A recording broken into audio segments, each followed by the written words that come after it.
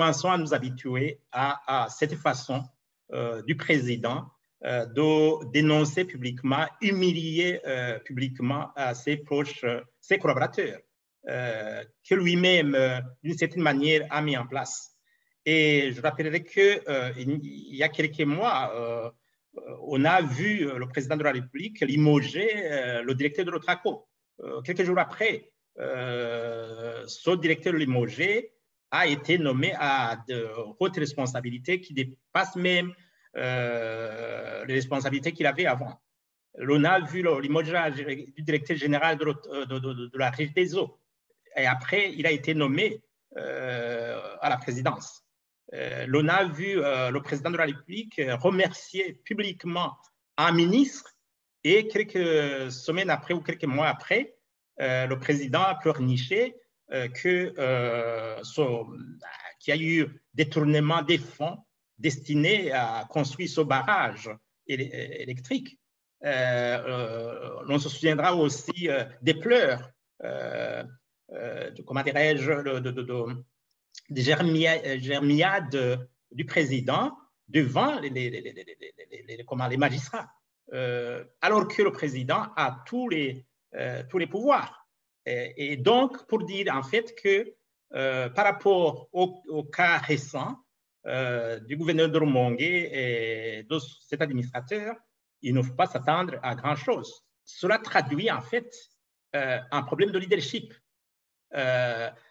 puisque dans un pays, le président de la République doit donner des consignes, des orientations pour que les responsables administratifs puissent respecter ces consignes pour servir le peuple et pour être efficaces dans le travail. Et malheureusement, ce n'est pas le cas. Donc, il y a un problème très sérieux de leadership.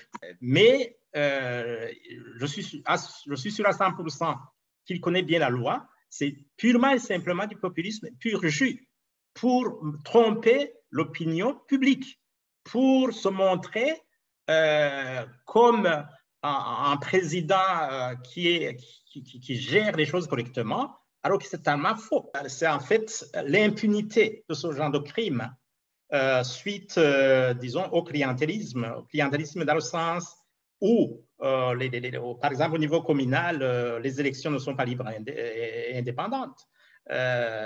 Donc, ceux qui sont élus sont connus, ils appartiennent à un parti politique sans tenir compte des compétences. Donc, cette généralisation de l'impunité a pour conséquence, justement, le dysfonctionnement total de la nation. Aujourd'hui, les choses sont claires. Tous les secteurs de la vie nationale sont complètement délabrés. Il n'y a pas de carburant. La faim décime des citoyens. La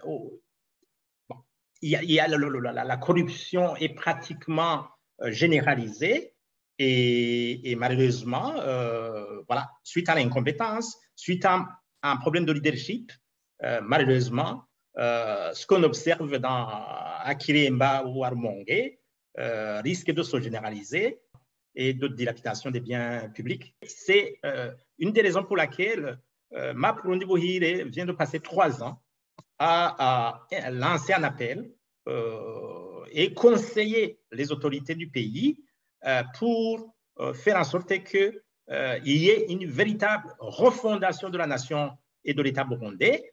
Et d'ailleurs, j'en profite pour lancer vraiment un appel aux acteurs politiques, responsables des partis politiques, les responsables des organisations de la société civile, les médias, les jeunes et les femmes, de dépasser tous les clivages politiques ou ethniques, que sais-je encore, pour former, je dirais, un vaste rassemblement de refondation de la nation burundaise. Parce que le Burundi sombre clairement devant nos yeux. Donc, Et on ne peut pas, on a le devoir et la responsabilité de faire en sorte qu'on puisse très, très rapidement restaurer la paix et la sécurité au Burundi, qu'il y ait respect des droits de l'homme, que la justice fonctionne correctement, sans distinction aucune, sans tenir compte de l'appartenance politique ni ethnique,